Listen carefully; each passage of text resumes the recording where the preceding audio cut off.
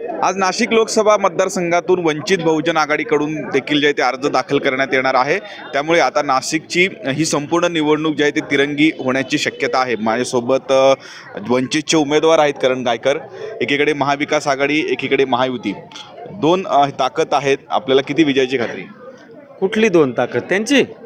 अहो ते फुटलेले पक्ष आहे सगळे, एकमेका धरू सुपंत काय आहे त्यांची ती म्हण, त्या पद्धतीने ताकद काल कळाली ना तुम्हाला किती होती। ह्या लोकांना लोक वैतागलेले आहेत, यांचे चेहरे सुद्धा पाऊशी वाटत नाही, म्हणून यांना सेलिब्रिटी आणावं लागतात फॉर्म भरायला।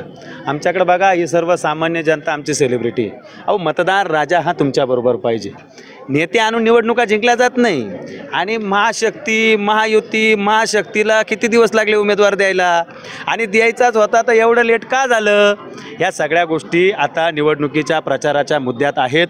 आमच्याकडे विकासाचं धोरण आहे, शेतकरी, सहकार, शिक्षण, आरोग्य, संविधान वाचलं पाहिजे, मराठा आरक्षण मिळालं पाहिजे, या भूमिकेवर ही आमची उमेदवारी आहे। श्रद्धेय प्रकाश आंबेडकर साहेबांनी माझ्यासारखा मराठा चळवळीतला चेहरा या वंचित पक्षाच्या माध्यमातून देऊन या महाशक्तींना दाखवून दिले, लोकशाहीमध्ये घराणेशाही चालत नाही, तर सर्वसामान्य जनतेमध्ये काम करणारा माणूस हा जनतेचा सेवक असला पाहिजे, तो मालक नसला पाहिजे। ही भूमिका घेऊन आम्ही निवडणुकीत जातोय।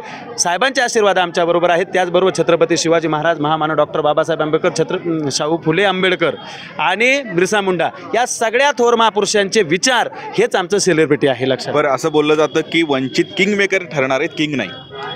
किंग ठरणार आम्ही, किंग मेकर तर विषयच नाही, किंग आहोत, किंग आहे आणि किंग राहणार। अहो आमच्याकडे काय आहे? संविधानाची ताकद आहे आमच्याकडे। काय आहे? छत्रपती शिवाजी महाराजांचा गनिमेकावा, छत्रपतींचे विचार आमच्याकडे, थोर महापुरुषांच्या विचारावर आमची वाटचाल आहे, यांच्यासारख्या खोक्या बोक्यांच्या विचारावर नाही। कोण म्हणतं खुद्दार आहे, कोण म्हणतंय गद्दार आहे। अरे निवडणुकीचे विषयच नाही बाबा।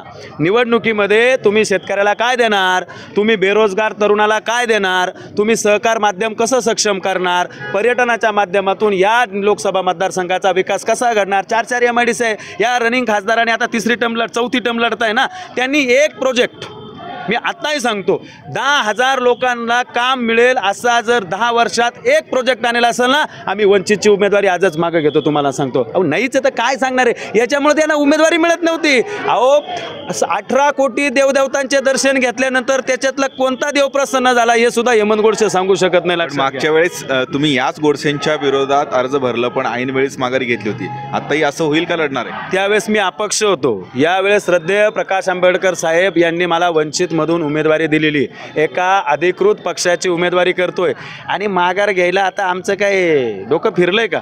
या असे निष्कलंक निष्क्रिय खासदार लोकसभेत पाठवायचे का? त्याच्यामुळं मागच्या वेळेस दिली ना संधी, आता हेमंत गोडसेंनी मला संधी द्यावी, त्यांनी आता थांबून घ्यावं का? असाही प्रचार होणार नाही। 13 दिवसात 14 दिवसात काय दिवे लावणार आहे? हे एक तर 10 वर्ष कधी या लोकसभेत फिरलेच नाही। त्यांना गावं विचारा, त्या गावांमधल्या 2-4 माणसांचे नावं तरी विचारत चला की बाबा तुम्ही खासदार होते, या 700 गावांमध्ये तुम्ही कधी गेले का? तुम्ही कधी तिथला विकास केला का? जे गाव दत्तक घेतलं, अंजनेरी सारखं गाव दत्तक घेतलं, त्या गावकऱ्यांच्या जाऊन प्रतिक्रिया बघा। आरोप मोठे करताय तुम्ही विद्यमान खासदारांवरती, तुम्हाला विजयाची किती खात्री? 100% नाही तर 1001% प्रकाश आंबेडकर साहेबांच्या विचारावर या नाशिक लोकसभेमध्ये वंचितचा झेंडा राजतिलकावर पोहोचणार म्हणजे पोहोचणार। तर हे होते करण गायकर, वंचितचे जे उमेदवार आहेत। आज मोठ्या प्रमाणात शक्ती प्रदर्शन करून वंचित आघाडीकडनं जे ते अर्ज दाखल करणार आहेत। त्यामुळे नाशिकमधले मतदार, नागरिक हे कोणाला कौल देतात हे पाहणं महत्त्वाचं असेल। किरण न्यूज, नाशिक।